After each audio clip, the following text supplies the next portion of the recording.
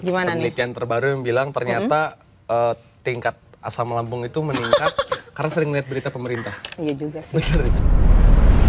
Gimana nih sebagai anak muda melihat kondisi negara akhir-akhir ini sampai ada harga untuk melepas status WNI itu 5 juta rupiah. Ada ini Mbak, jadi Gimana penelitian terbaru yang bilang ternyata tingkat asam lambung itu meningkat karena sering lihat berita pemerintah. Iya juga sih. Bener itu. Asam lambung gue nih.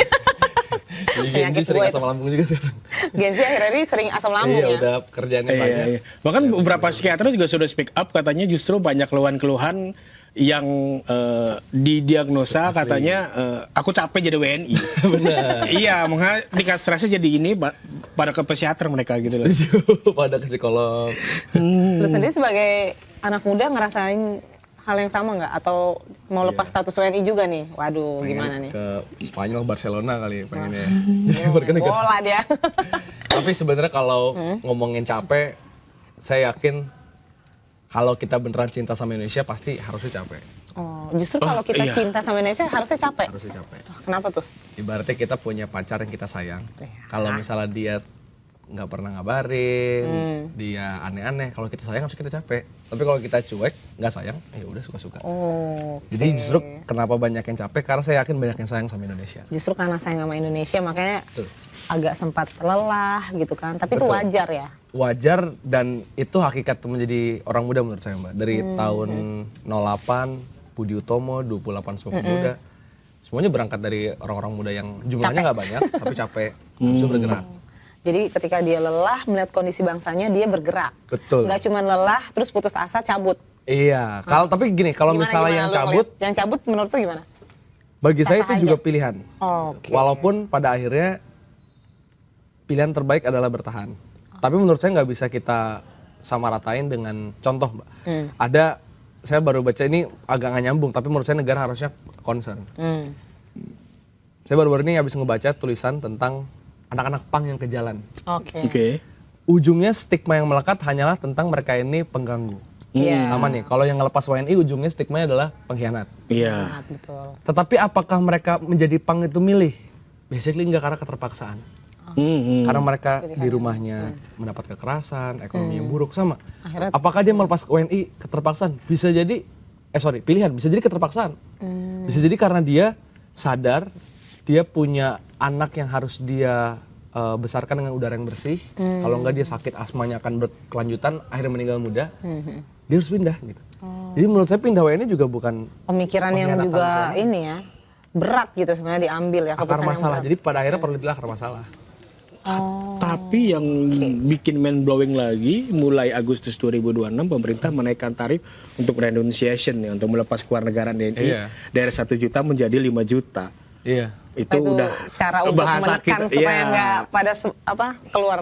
Pemerintah dari sih WNI. dalihnya katanya yang keluar dari Indonesia kan seharusnya mampu, katanya seperti itu. Oh, jadi dikhususkan orang mampu. Iya, jadi berarti orang miskin nggak boleh pindah dari orang ke Indonesia dong.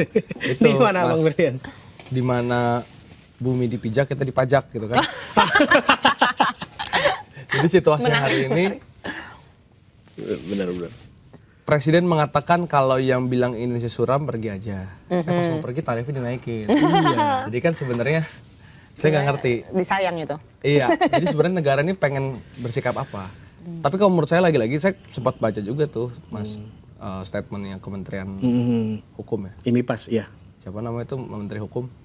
Dan Supratman Iya, Ardas. Supratman. Dia bilang, ya lagian kita naikin tarif, pada akhirnya yang ngelepas status, ini data kita cuma 300-an kok. Nggak ada pengaruh sama rakyat Indonesia. Katanya. Jadi harga naik nggak ada pengaruh sama rakyat Indonesia. Gitu. Tapi poin yang negara miss adalah, bahwa negara tuh lupa, kenapa pernah ada dari awal tagar kabur aja dulu. Ah, itu yang sempat rame ya. Dan saya agak-agak kesal juga sebenarnya Mas Mbak gitu ketika ngelihat threads atau di Twitter. Jadi ada sekelompok buzzer. Saya bisa bilang sekelompok karena tweetnya sama, followernya dikit, sama di berbagai akun. Serentak ngomong, aneh juga ya para pembenci pemerintah, sebutannya gitu di framingnya, para pembenci pemerintah. Perasaan mereka yang bikin tagar kabur aja dulu, terus presiden bilang kalau mau keluar-keluar aja, kalian marah-marah, wah kita diusir guys. Oh, Bukan itu poinnya. Ketika dari awal tagar kabur aja dulu tuh keluar, itulah tagar yang kita berikan untuk bilang ke negara bahwa kita ini udah do our best untuk negara ini. Kita udah bayar pajak, kita udah kritik, kita udah demonstrasi jalan. Ada dari kita yang meninggal, ada dari kita yang jadi tahanan politik. Gak ada lagi yang bisa kita lakukan. Kalian tetap korupsi, kalian tetap merusak lingkungan, tetap bikin undang-undang yang aneh. Iya. Sekarang ya udahlah kita kabur lah. Diresponnya malah ya pergi aja. Kan itu bukan seorang keluarga yang baik. Gitu. Iya. Di mana-mana keluarga yang baik kalau anaknya mau kabur, ya udah apa-apa. Kamu tuh pengen papa mama ngapain? Iya gitu dong. Jadi jelas kalau masih dilanjutkan pola seperti ini, saya akan bilang bahwa presiden dan jajarannya tidak menunjukkan kepemimpinan yang baik untuk rakyatnya. Karena menurut saya pemimpin itu punya satu kata kunci, Mbak. Apa tuh? Menghadirkan rasa aman. Menghadirkan rasa aman. Dan kalau seperti ini, ya presiden hanya ketua tapi bukan pemimpin. Wah. Dia bos bukan pemimpin. Bos tapi bukan Bos, leader tapi ya. bukan leader. Wah. Jadi artinya ketika banyak anak muda dan juga masyarakat yang berbondong-bondong mau kabur aja dulu, itu sebenarnya tidak harus direspon seperti itu. Harusnya Iyalah. justru didengar. Karena akar masalah justru negara ini sendiri kan. Iya. Istilahnya. Kan maksudnya kalau mungkin Mas Ba saat itu masih kecil atau sekarang mungkin punya anak. Kan ada ya momen-momen di mana anak kesel sama orang tua terus kayak, ya udahlah aku mau pergi, aku mau pulang dari sekolah sendiri apa. Iya, Tapi kan nggak harus beneran kita. Iya, harusnya diperlakukan seperti anak. Ya, Iya, kalau misalkan kita keluarga. betul. Kalau kita adalah keluarga. Bahkan dalam hal ini negara nggak perlu perlakuin kita sebagai anak, bahkan bisa perlakuin kita sebagai sahabat. Kayak bestie. Sebagai gitu. sahabat gitu. Ketika sahabat ada konflik dengan sahabat karena bicara kejujuran, ya itu kan hakikatnya sahabat. Sahabat akan ngomongin jujur gitu ketika ada yang salah tentang sahabatnya. Jangan malah kita diusir gitu dari circle atau grupnya itu gitu. Oh, berarti pola komunikasi ya yang perlu diperbaiki. Pola komunikasi, pola melihat akar masalah, itu yang perlu diperbaiki. Kalau lu melihatnya seperti apa nih selama ini pola komunikasi pemerintah ini kan nggak cuma presiden ya, tapi juga ada kementerian dan lain sebagainya. Menurut saya agak, Ke rakyatnya seperti apa? menurut saya agak nggak guna tuh Mbak ganti kepala Bakom sampai 3 kali kok. Agak nggak guna karena sama aja ya. Mending itu anggarannya kasih lah ke siapa, ke Ainus deh. Suruh konsultanin lah itu gimana. Kenapa agak nggak gunanya tuh gimana tuh? Ya bayangin Mbak 3 kali nih ganti kepala Bakom, sekarang yang ketiga.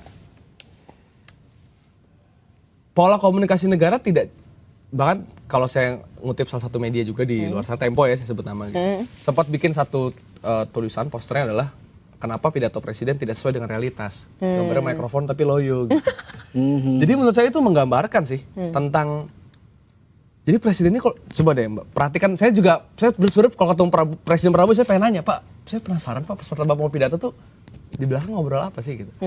Karena setiap di pidato pasti akan ada momen ngeblame rakyat sendiri. Kalau misalnya harga beras mahal, tanam sendiri. Kalau misalnya Indonesia suram, pergi dari Indonesia. Kalau misal demo, ini pasti ada antek-antek asing. Jadi menurut saya, Belum kenapa lagi sih? nye gitu ya. Iya, bagi saya maksudnya presiden harus sadar bahwa kita bukan musuh Bapak. Iya. Musuh Bapak tuh ya harusnya Asing. Oh bukan. penjahat perang seperti Netanyahu, seperti Donald Trump, koruptor dalam negeri, orang-orang yang menjilat Bapak asal Bapak senang. Ya, itu Tapi nutupin fakta yang sebenarnya terjadi di lapangan penjahat gitu. Indonesia. Justru bukan rakyat rakyat yang Indonesia jujur. tuh jujur menyatakan apa adanya. Iya. Ingin perbaikan gitu. Bahwa caranya beragam gitu. Ada yang dengan podcast, ada yang dengan aksi, ada yang dengan, ya itu hak konstitusional aja. Pak Presiden nggak harus ngerasain ini semuanya tentang kudeta. Jangan lebay sih sebetulnya. Jangan semua apa-apa diidentikan nih pasti mau menggulingkan. Gak sempet baca? Dengerin aja, klik icon text to speech di okezone.com.